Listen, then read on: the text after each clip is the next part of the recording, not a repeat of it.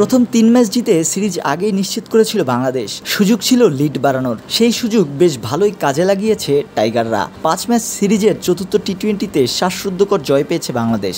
জিম্বাবুয়েকে ৫ রানে হারিয়েছে নাজমুল হোসেন শান্তর দল। ৪ ম্যাচের ৪টিতেই জয়ের পর জিম্বাবুয়েকে হোয়াইট ওয়াশ করার সুযোগ এখন বাংলাদেশের সামনে।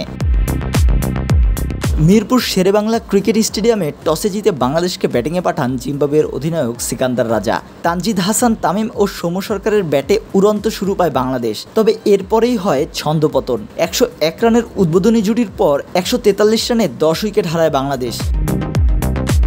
১৪৪ রানের টার্গেটে ব্যাট করতে নেমে স্কোরবোর্ডে রান যোগ করার আগেই ব্রায়ান বেনেটের উইকেট হারায় জিম্বাবুয়ে। এরপর মারুমানিকে সঙ্গে নিয়ে শুরুর ধাক্কা সামাল দেওয়ার চেষ্টা করেন অধিনায়ক সিকান্দার রাজা।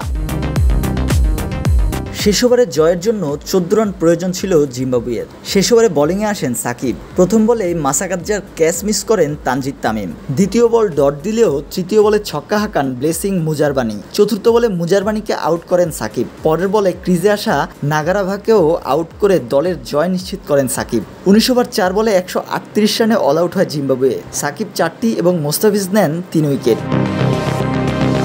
শেষ পর্যন্ত জয় বাংলাদেশেরই, তবে এই জয়ও তৃপ্তির পিঠে চড়ে বসা অতৃপ্তিটাকে ঝেড়ে ফেলতে পারবে না, বরং ব্যাটিং নিয়ে দুশ্চিন্তার বলিরেখাকেই আরও স্পষ্ট করে তুলবে।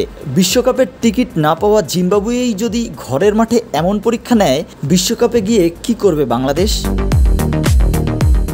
Ilias Ali, news desk, BD press box.